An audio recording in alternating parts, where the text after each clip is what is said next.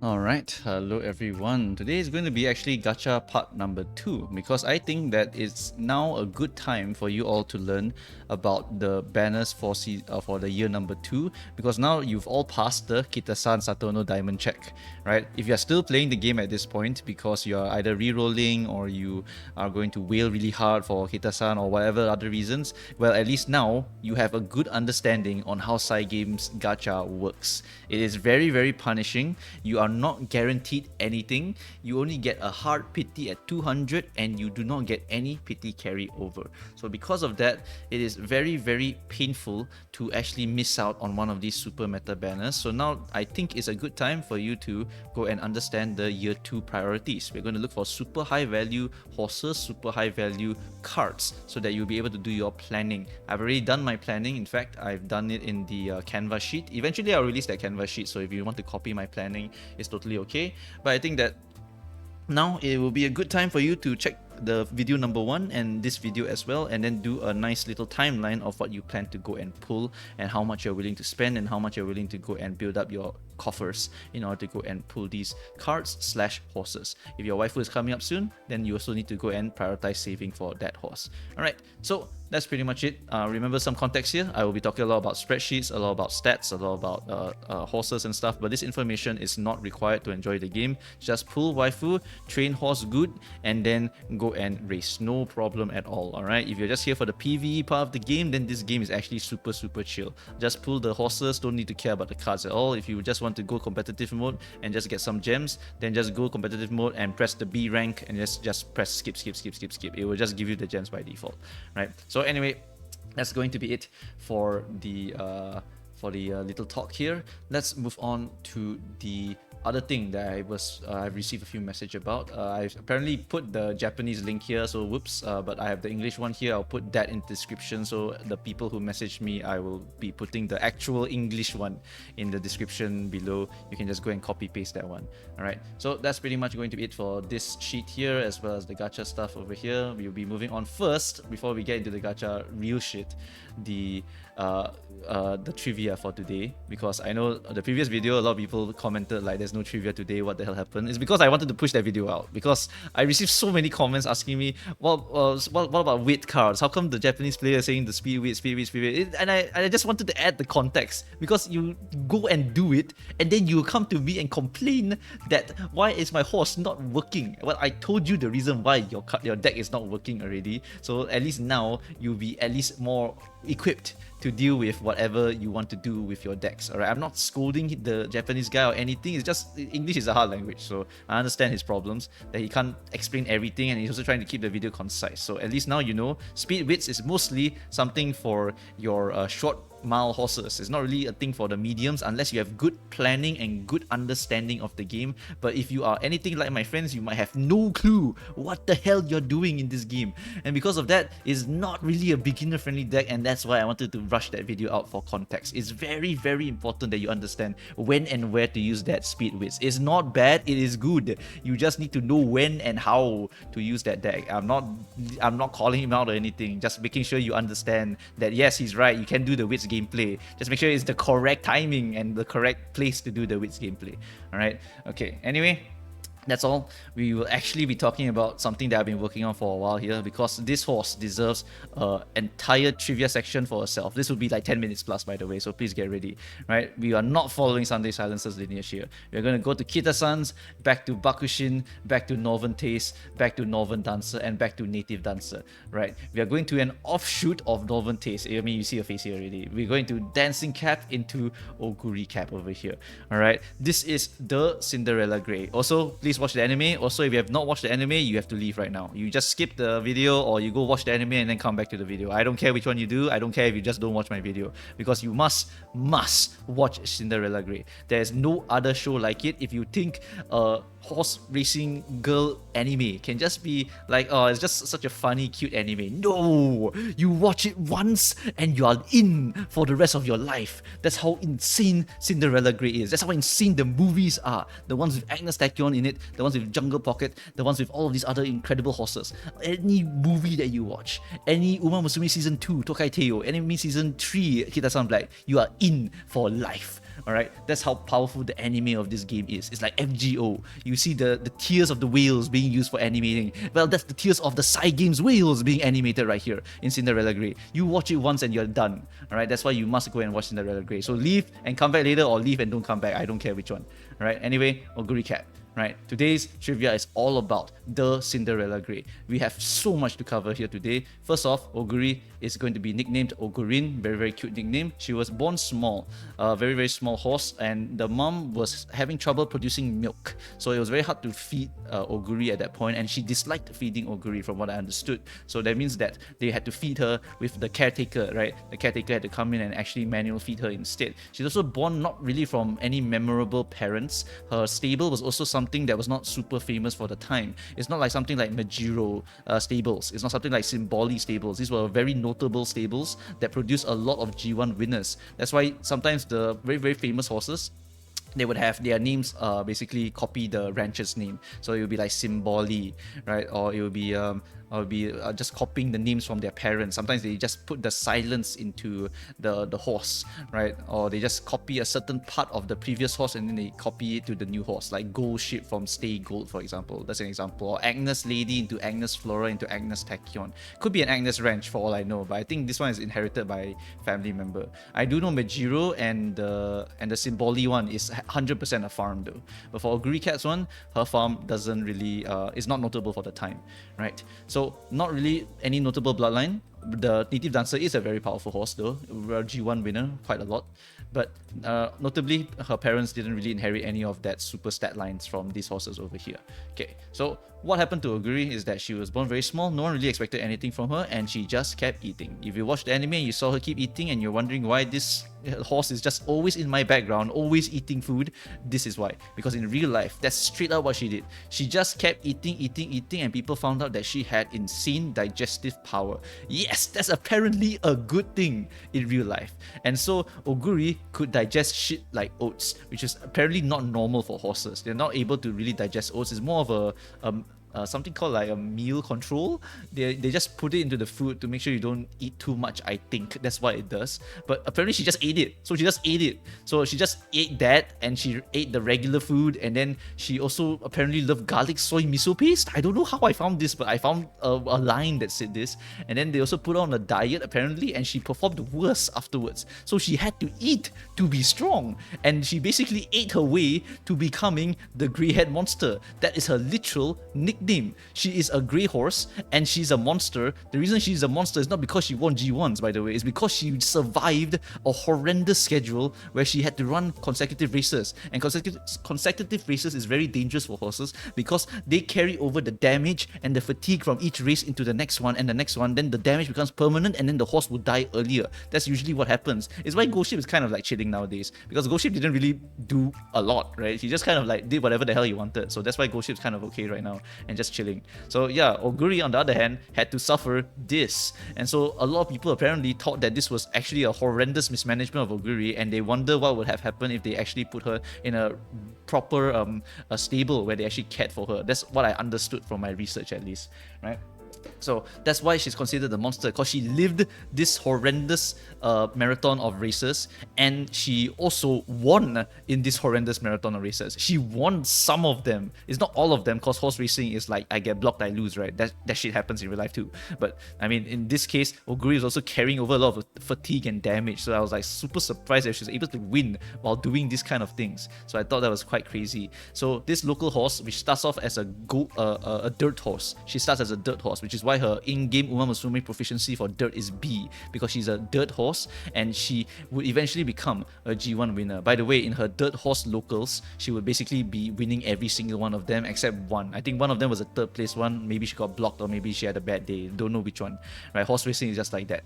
Okay. And also, this horse would eventually become an idol horse, a real-life idol horse. People straight up buy plushies of her. They go to her races not to gamble for horse racing, but to cheer for her. They would go go there just to say, oh my god, Ogurin, go and win. They would literally go and do that instead of go and gamble, which was at that time something that was not really a very popular thing. They would this just how big Oguri Cap was at the time. Literally the Cinderella Grey, the idle horse, the idle grey horse. So yeah, this is all the starting trivia for Oguri Cap, because if you look at her win rates, she is insanely good at beating a lot of horses. She would beat Super Creek one time. Super Creek would beat her one time. Inari-1 would beat her one time. Okay, that's like a horrendous way to start. But she also beats Bamboo Memory. Also beats Sirius Symboli. You notice Symboli? Yep, it's I believe the brother of Symboli Rudolph. And then Majiro Arden beats all of these horses. And then Tamamo Cross. If you're still here and you haven't watched Cinderella Grey, leave, because I'm about to spoil you. But basically, these two are the equivalent of a rivalry between Kitasan Black and Satono Diamond, because these two horses, they fought each other and then they won once each, right? Well, Oguri would fight Tamamo 3 times, and I believe the 3rd time is actually a request from the jockey to go and hunt down Tamamo Cross, because they wanted to get revenge for losing to her twice. I don't know if that's real or not, but that was something that I heard of. And then what happened is that Oguri would end up losing twice against Tamamo. On the 3rd one, on their revenge match, there was a strategy where they wanted to kind of make Oguri maintain a certain distance so that they would eventually end up in a 1v1 with Tamamo Cross, and then Oguri managed to win that 1v1 and took the win at the end over here. So that is exactly what happened, I believe, in the anime as well, where Oguri would eventually beat Tamamo Cross, right? So that is the power of the Oguri Cap over here. Later on, there's also going to be the Arima Kinen race, the Great Retirement Race. This is the most insane one. You can watch it on YouTube, because what happened is that apparently the jockey, at this point, Oguri is a really, really old horse, basically ready for retirement. This is when he's about to stop and become a sire, right? So what's going to happen is that the jockey said to Oguri that you are Oguri Cap, like he's like looking at him and saying you are Oguri, you know, like just hyping him up, and then Oguri shook in response. By the way, I forgot to mention, but apparently Oguri would literally shake before her races to pump herself up. So if you see that happen in the anime, it's straight up a real thing that she would do in real life. Very, very insane stuff that's being transferred over to the anime. And then for this one, you are Oguri, and Oguri shook in response once again, and this time Oguri was fighting some young horses like White Cross and Majiro Ryan. So in this race, right, Oguri would eventually beat these two horses who apparently had the rush debuff in real life. They straight up burned their stamina quite early, but Oguri with seasoned horse racing skills straight up just slowly overtook them and then won the entire race with the whole crowd cheering. 175,000 people came, and they were all fan clubs, and there was like plushies in the air, and everyone was yelling Oguri, Oguri the whole time. You have to watch it one time to realize how insane this shit was. Alright, this is the first idle horse that I've ever seen, and that's why Oguri is always someone that I always like, yes, I will probably just build Oguri for this one, or yeah, I'll just use Oguri for this event or whatever. It's just such an insane horse, right? The first idle horse who had literally like a countryside bumpkin into an actual like G1 god horse, right? Absolutely insane horse over here. That, I mean, you can compare to other horses, but Oguri Cap is like the Oguri Cap. And also after Cinderella Grey came out, the plushie sales increased also, by the way. Like people straight up went back to go and buy the plushies again. So that's how big Cinderella Grey and Oguri Cap is to JP people. It's just such an insanely incredible horse.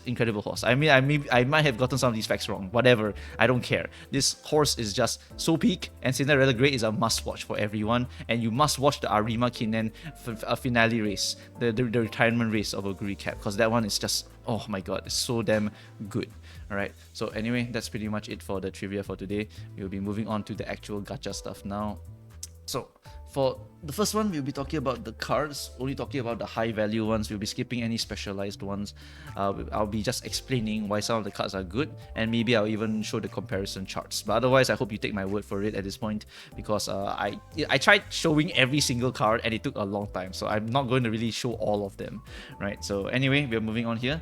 Riko Kashimoto SSR Friend. This card is very, very good because at 1 limit break, at 2 limit break, you can get training bonuses, and it basically is a friend card, so you can do cross training. It can give you dates, and the dates help you to manage your mood, give you skill points, and also more importantly, Riku gives you stamina and guts. So it's a mini stamina guts card that gives you cross training bonuses. So it's a very, very good card, and we'll see a lot of play in a lot of the different scenarios. She is very, very usable and splashable into a lot of decks. Tazuna is on the other hand an energy card who is not really that good, because energy is not something you really need to dedicate one card to. You can just sleep if you have to, right?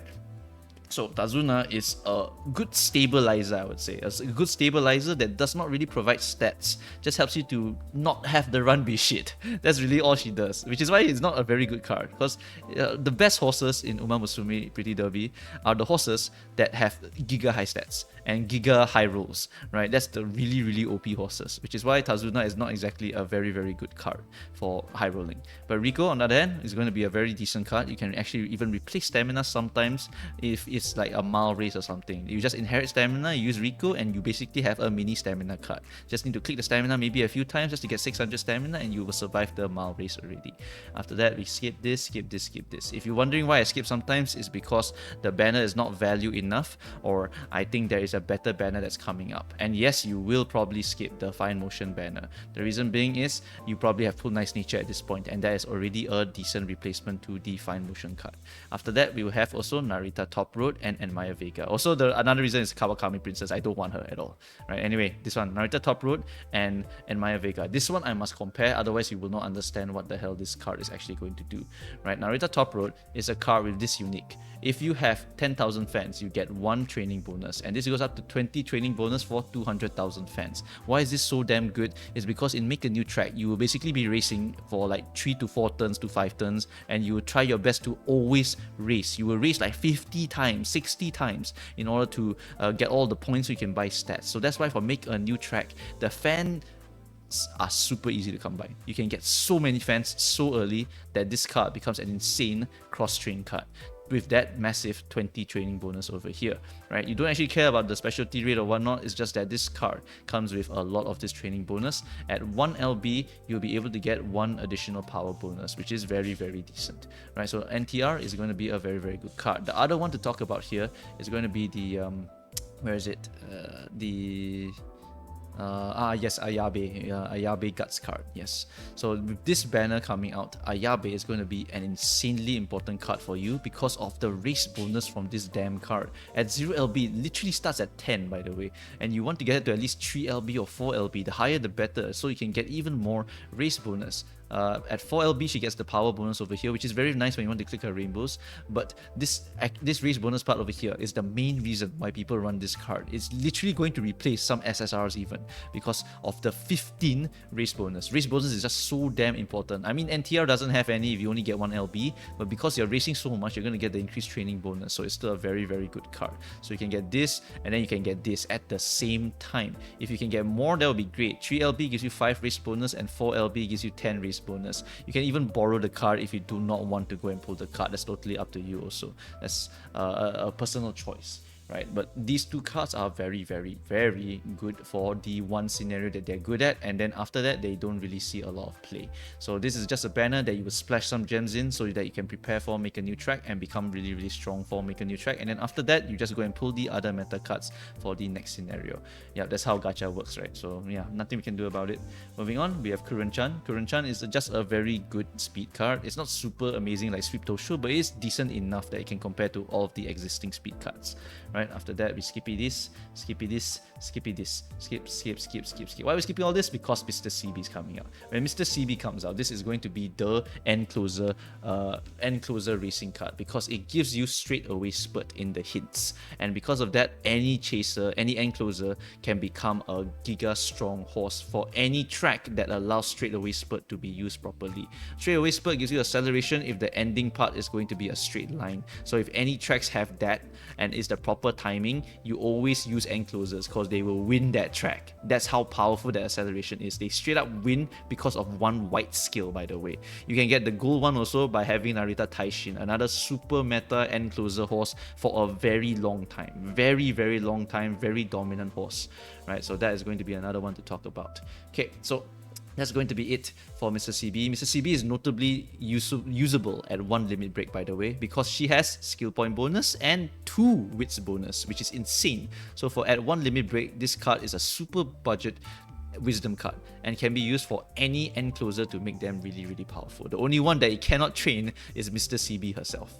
right? After that, Matikane Rice Shower. At this point, I probably wouldn't pull on this banner because it's basically a bit too late already. At this point, you should have Narita Top Road or Ayabe, right? For just using them for make a new track. After that is this one, Skippy. Skippy, not going to talk about these too much, otherwise it's a waste of time, because the next banger banner is coming up, and that's going to be the Thrones Ensemblage as well as El Condor Passer SR Speed. This is a very good speed card for an SR. It has 70 specialty rate and pretty damn decent friendship bonus. So it's a very, very, very good SR card on top of the Throne. The Throne, I wrote in my canvas sheet over here that this is a timing check, and you might be wondering what the hell is a timing check.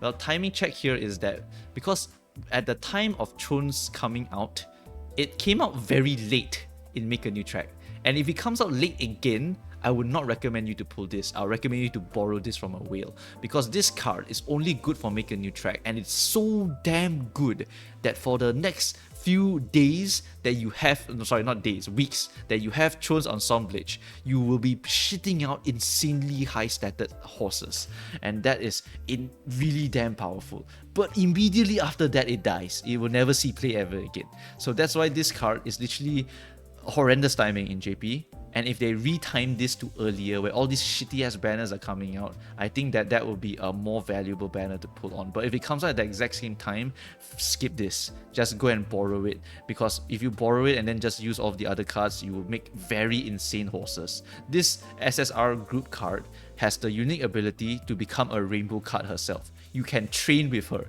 and she gives you stats. Yes, I mean the other ones give you training bonus and whatnot, but this one straight up gives you stats. Like, it becomes a rainbow that you can click. So that's why this damn card is so freaking powerful, and the dates are also nothing to scoff at. It gives you so much wit also, right? So it's a wit card and also a rainbow card, so it can do anything really. That's why this damn thing is so powerful, and you actually prioritize friendshipping it early, so you can get the dates, so that you can max out the dates fast and you can get the rainbows faster, right? So that is that's it about Throne. I'm not going to explain too much more. When Throne comes, I'll make more specialized videos about it. Otherwise, for now, you just need to know that if Throne comes at the timing that I think is correct, I will recommend it to you. Otherwise, it is shit. Alright, moving on. This is the first time Maruzensky comes out. Maruzensky, I need to explain this card in great depth, because this card is freaking insane.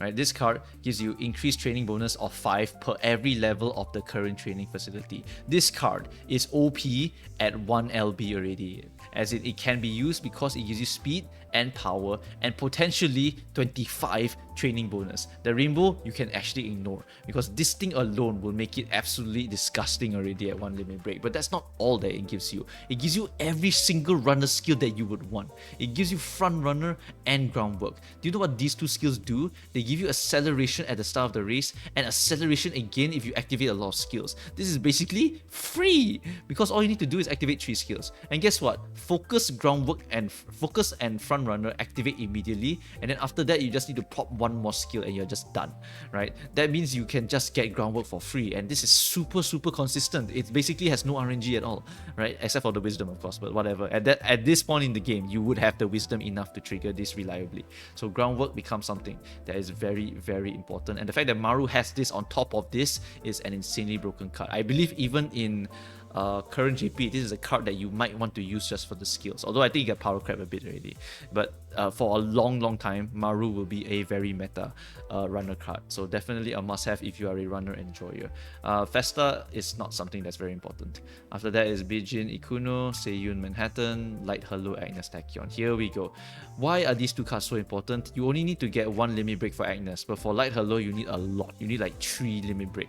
The reason why you want these cards to be high is because Light Hello is going to be the card that gives you a bunch of friendship tokens. Friendship tokens is the specific scenario mechanic. It sounds damn weird, but basically from now on, friendship and support cards are going to be very core for each scenario, and if you don't pull them, you lose to the guy that actually has the card. So it's either a borrow or pull situation. So at this point, it feels really shit if you are not if you're not paying some money to go and get some of these cards.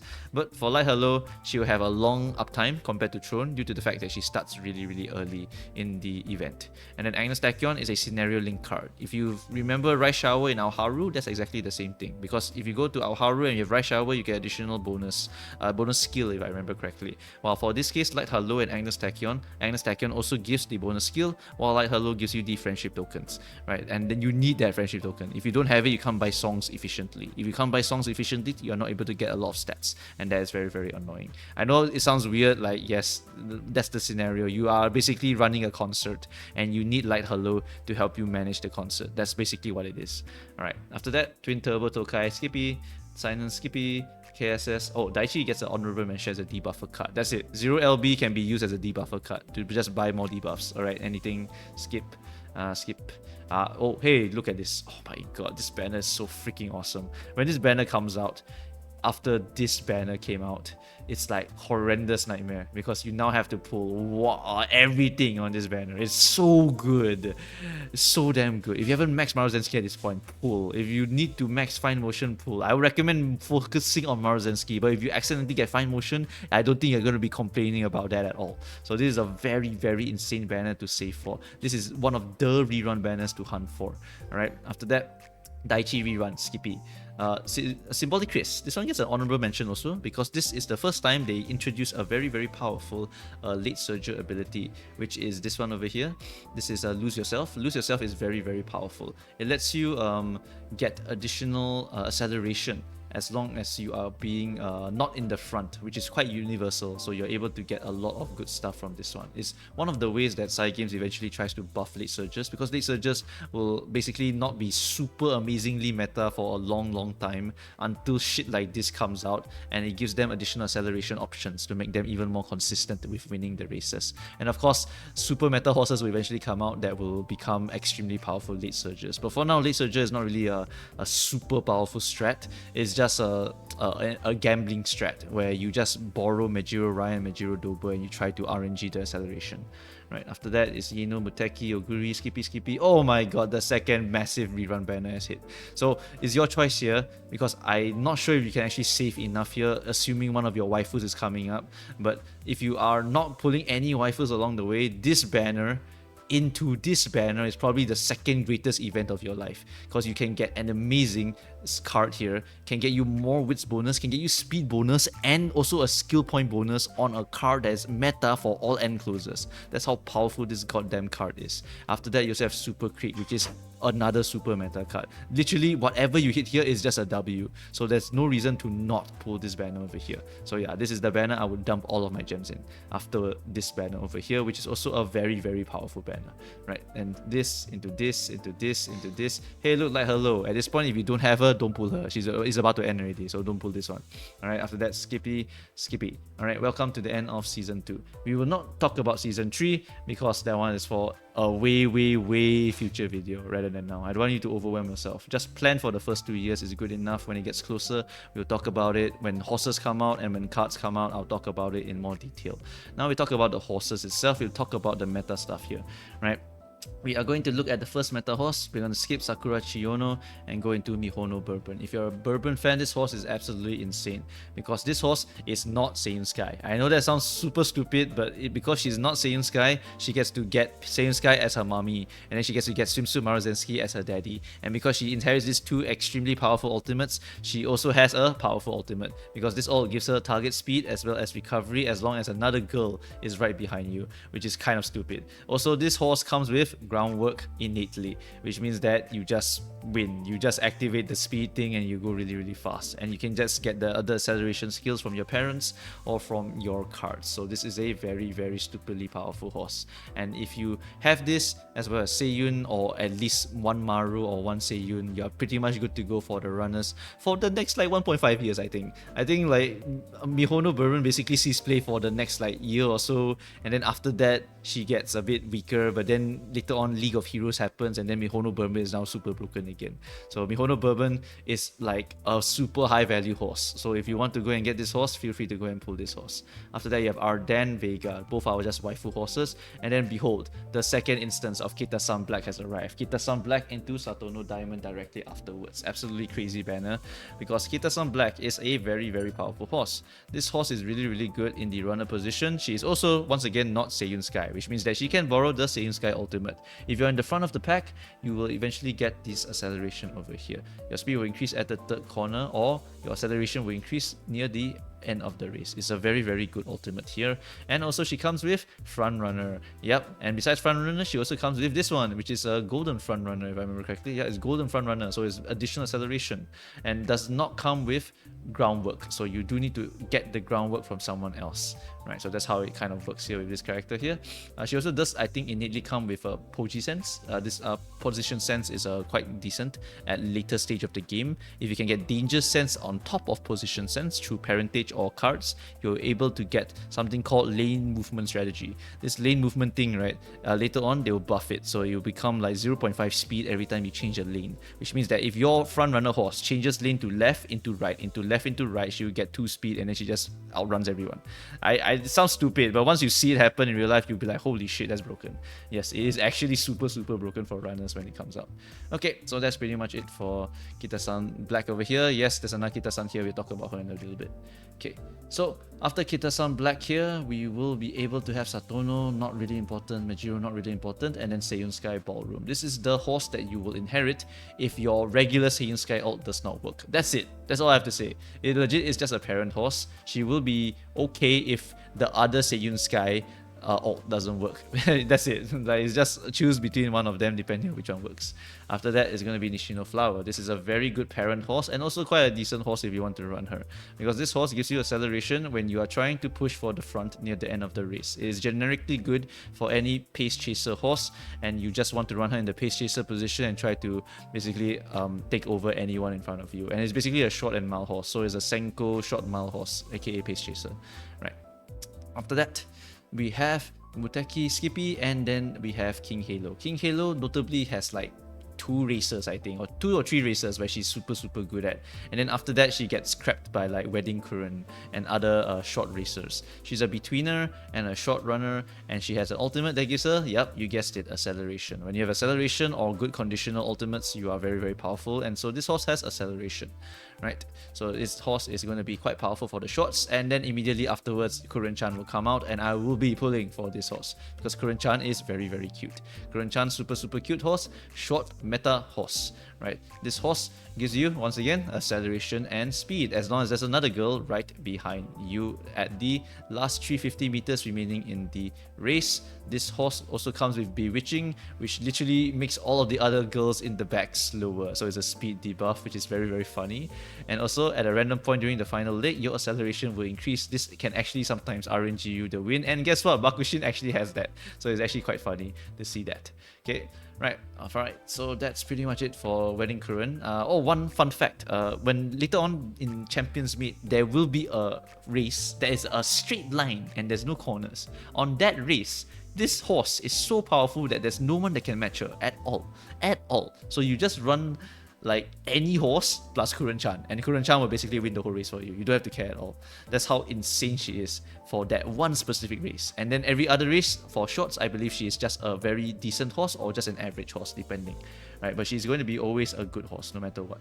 After that, Inari 1, Sweep Tosho, the camping ones, I believe they are all good parents. Majiro Dober, this one I think Urzi will know better than me, because Urzi's favorite horse is Majiro Dober, right? After that is Ashakur and Seiyun Sky. Yes, this is the parent rerun banner. You may want to pull this, but also the next banner is quite good because it's also Ghost Ship Summer. Ghost Ship Summer, I just show you the ultimate and you understand already, because this ultimate is just this. Activate 2 of your gold skills at random. Ignore the speed, you just get this, right?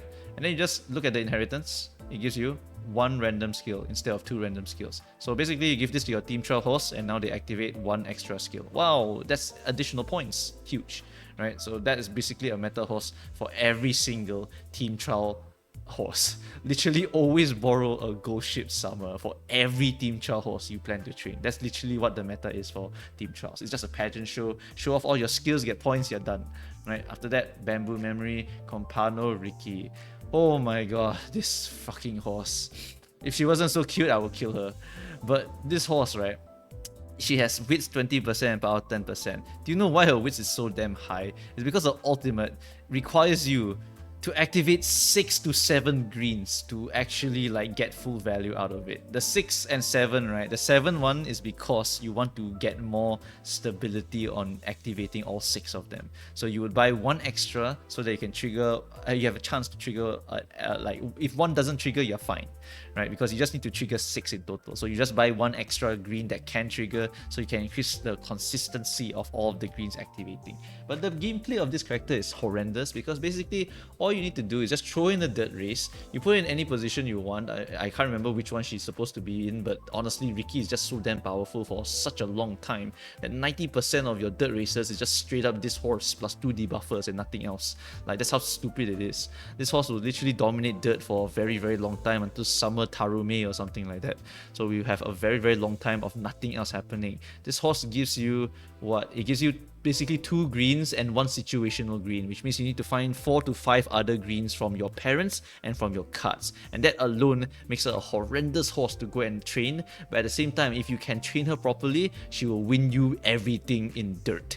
And for the 3 to 4 dirt races every single year, she basically guarantees you a win if you know how to train properly for her. So she's a very, very, very OP horse for dirt if you are willing to go and put in the effort. Otherwise, I wouldn't put in the effort because this is really very, very punishing. I'm still going to pick her up because I know how to train her, and I'm going to go and practice my retraining of her. But yeah, for I think regular human beings, you probably don't want to try training this horse for dirt. It's really damn painful. Alright, after that, Smart Falcon, Winning Ticket, Yukino Bijin, Seeking the Pearl, Agnes Digital, Aston Marchand. This is another horse that I could not pull in JP. This is one of my regret horses. It's not particularly super meta, but it's a strong horse. It's a very, very strong horse. I think it was meta for a few tracks also, because acceleration and target speed, short races also, runner and leader as well, and also has groundwork plus fortune favors the fast, which is the acceleration skill at the start of the race. Very, very good horse, right? And she's good for some tracks. Maybe the wedding current will win some tracks, doesn't really matter, right? Because this horse is just so fucking cute, and I couldn't get her when I was a student because I had no money, and so I had to watch her fly away and never ever got her in my remaining time in JP. So this horse is the one I'm absolutely going to go and get later on in my when she comes out, because there's no way I'm missing her this time. This horse is so freaking cute, it's unreal. Alright, after that, Seeking the Pearl, Yamanin Zephyr, Tamamo Cross, Nakayama Festa, Wonder Acute, Vodka, Zeno Roy, Narita Brian. Around this time, right, a lot of the very awesome cards reruns, they're coming out. So all of these horses being very skippable is actually good for you because you can get all of those super meta rerun cards. So that's really, really good. And then after that, Blaze and then Kita-san Black. Kita-san Black New Year is more notable than this one, but this one is a pretty decent, I think, ultimate for inheritance. But Kita-san Black is so ridiculous that you either pull this one or Seiyun Sky, because both of them are really, really important for every runner in the game. This ultimate, as long as you are at a final leg corner where at least 600 meters remain, if you're in the front of your pack, yes, if you're in the front of the pack, your speed and acceleration will increase. This shit is insane because this is just basically Seiyun Sky's ult again, right? Seiyun Sky's ult, just be in the first position and have 600 meters left, and then kablamo, you are like done. Like, I don't think this actually requires you to be in first, by the way. This only requires you to be in the first 3 positions, I think. So it's even more lenient than Seiyun Sky. So this shit is just ridiculous. It's straight up an insanely powerful ultimate, and all runners from now on is basically going to run the Seiyun Sky ult as well as this ult forever, pretty much forever. You will always be doing it, and until like some other super powerful frontrunner ult or another more stronger ultimate for that specific track is out, you will basically always be putting this on your runners. That's just how insanely powerful this one is. Also, this horse is also once again not Seiyun Sky, which means that you can straight up just unique the Seiyun Sky here and then put another unique onto this horse and make her run the long front runner race if you wanted to, and she will probably win. She is insanely powerful. Her only weakness, you can't train her with Kita-san Black. That's it. She also comes with what? Danger avoidance and front runner, and you guessed it, groundwork. She comes with all 3 of them, and that means you only need position sense to get Poji sense, which is danger avoidance plus position sense for the lane movement tech to make her go really, really fast at this stage of the game. So she literally has everything that you might need for a long racer, and she's just insanely powerful for the time. So if you look at some black, and at this point honestly you do have a lot of other options for speed cuts, it's actually a pretty decent time, I think, to pick her up here, because this one is just better than the first one, and you don't need Kita-san Black at this point to train this one, because there's a lot of other speed options to go ahead and train this horse as well. Alright, so that's pretty much going to be it over here for the year 2 review. The year 3, there are some very significant cards and horses. Notably in year 3, Mr. CB will come out, my favorite horse, and then after that there's another horse which is going to be another support card, which is Mejiro Ramonu. Ramonu will power creep every single intelligence card for a very, very long time, and so that's another one to save for. And hopefully all of these little bits of information is enough for you to go and make your own gacha planning guide. Snipe your waifus. If your waifus are meta, then go and snipe them as well, right? Because that's just a double whammy. All right. The first one, if I remember correctly, that's going to be a really, really nice one to go and pull for, is 100% going to be Narita Taishin. That is such a good horse to go and pull if you are an encloser lover, because she has a very long time of dominance in several stages where she can use Imminent Shadow as well as straightaway Spurt. Right, so anyway, I think that's pretty much going to be it here. For me, personally, I think my pull options here is going to be Narita Taishin here. Narita Taishin into maybe Wedding Mayano if I have spare gems, otherwise we're probably going to skip that. This one's an optional one because it's a very funny debuffer. After that we have Swimsuit Maru, definitely a pull for me. Exguri, V Bourbon, these 3 will rule our meta for a very, very long time. After that, Bright Current, Ricky, Aston Machan, this one's my waifu pick and meta waifu pick. After that is New Year's Kita-san, and then after that this one is for year 3 and year 4. We'll talk about them in the future, but I know I've seen some people comment Gentle Donna is all the way here, Orphe is all the way here. My waifu I have to wait 3 to 4 years. Yeah, you do.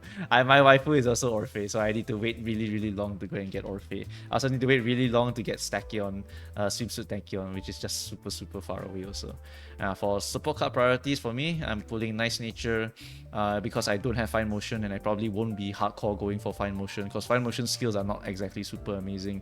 After that, I'll be going for Rico and Rice Shower. After that, I go for Narita Top Road and Maya Vega SR. After that, I go for Throne, depending on timing. After that, 100% go for Esmaru, and then Agnes Tachyon 1LB into Mejiro Ramonu. And this is where the 3rd and 4th year begins. 3rd and 4th year, shit becomes crazy.